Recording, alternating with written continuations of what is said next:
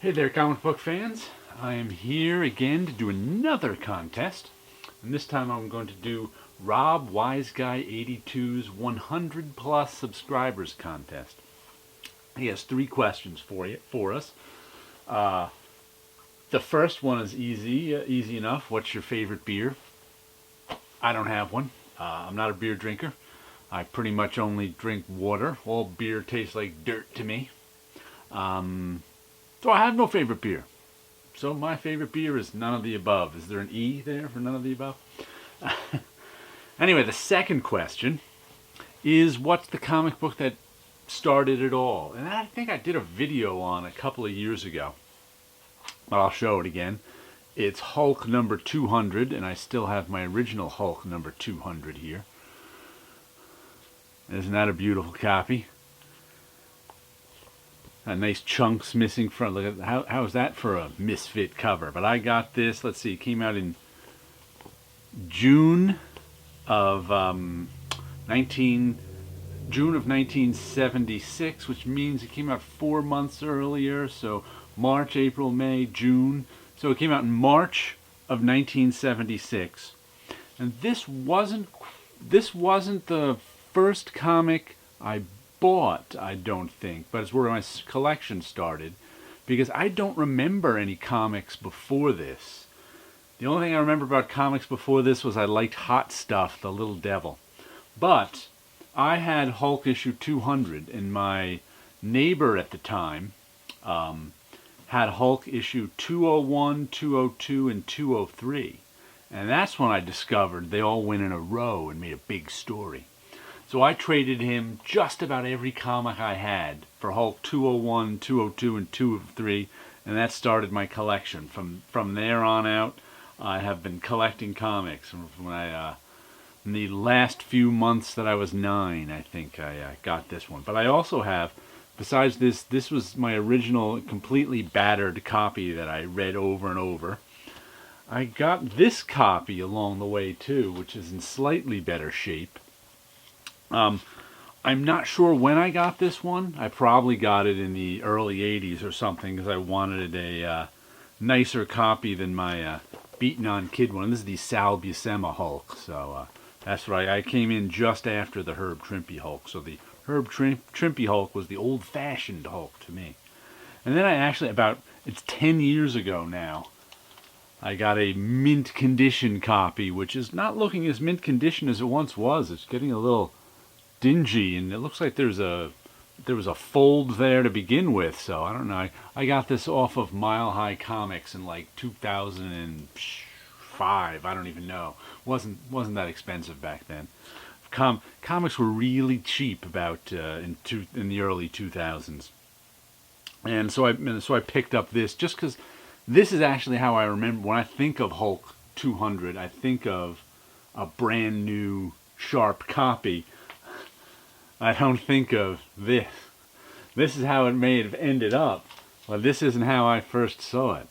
Lots of reading going on there. But there's the comic that started it all for me, is Hulk 200. And his third and final question is, tell us about an unknown gem you're collecting. But I show all my unknown gems every week, so I figured I'd take this opportunity to pimp out a friend's comic who, I think I've shown these before, but I know he's working on a new trade issue. I don't even know what it is. It was my friend Chris G. Russo and his GMan comic. This one is from Image. He does an all ages comic that's good stuff. This is Cape Crisis. This is volume 2. Coming Home is volume 3. So we've got a bunch of this stuff out. Learning to Fly. I think this is volume 1, but they've got a new.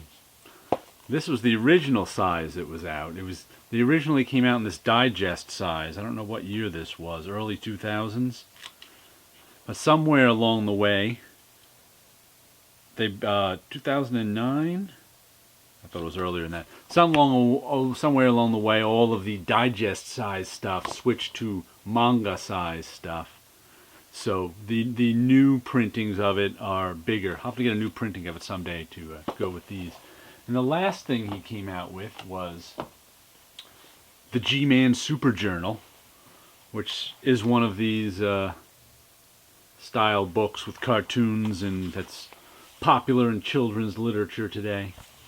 And I think he's working on this. Like I said, this was the last. I think this came out last year. Who's it from? ampkids.com. You can find his stuff, I think, on chrisgcomics.com it is. I'll put a link down below in case I got that wrong. But I've always liked his stuff. He started out doing some work for Marvel, because I used to work with him in the bullpen at Marvel. So he did some Mini Marvels stuff. Mini Marvels Rock, Paper, Scissors. Mini Marvels Secret Invasion. So that's from around the time this is. Let's see, when was Rock, Paper, Scissors out? All ages superhero stuff. 2008, this Mini Marvel stuff is from. Once again, this is the digest size that was popular in the mid-2000s. And he also did a couple of Mini Marvels comic book size here. This is giant size Mini Marvels featuring Spidey. And Spidey Mini Marvels. Then I think was it last year or the year before, he had Tales from the Con. This is a collection of, who is it, the Emerald City Comic Con? Yeah, Emerald City Comic Con on their website was doing a Tales from the Con series. Just a weekly comic strip that I think he illustrated and Brad Geiger wrote. So just every week, the Emerald City Comic Con would post one of these comics, and they collected them all into an edition from Image. Year 1, Year 2, so I guess they did these weekly for 2 years. And there's also his, besides being in the manga size editions, they came out from Image as regular comics. Some of them did. There's a, what is this one? This is a square bound one, so it's bigger than the others. Then what's also kind of funny, I have these. I forgot I had these ones from 2012. He did some alternate covers for some Image books. He did an Elephant Man alternate cover. He did a Youngblood alternate cover, homaging the first Youngblood cover. He did an Invincible alternate cover. A Bloodstrike alternate cover. And this is my favorite because this is a Spawn alternate cover. But it's on the Comic Book Legal Defense Fund giveaway from 2012, I think. Because, like I said, Image had him do some of these alternate covers, but Todd McFarlane went, wow, alternate cover? Who is it? I don't want that on my book. Go play your own reindeer games. I don't want to be in your alternate cover nonsense. Go put it somewhere else. So they ended up using the cover somewhere else and not on the actual Spawn book. But I just found that amusing that Todd McFarlane was like, but don't give me alternate covers. I just do my own thing here. So that's what Image is. You get to do your own thing when it's your own comic. But some nice stuff there. There's a nice hidden gem that you've probably never heard of that you can get your hands on. Just look up G-Man. Story and art by Chris Giarrusso. That's Giarrusso. 2 R's and 2 S's. Anyway, here's your contest entry, Rob. Hold on, let me look up his number again. I've already forgotten it. Rob Wiseguy82. People put numbers on the end of their names. Who can ever remember them? But anyway, Rob Wiseguy82. Here's your contest entry, and we will catch you guys all later.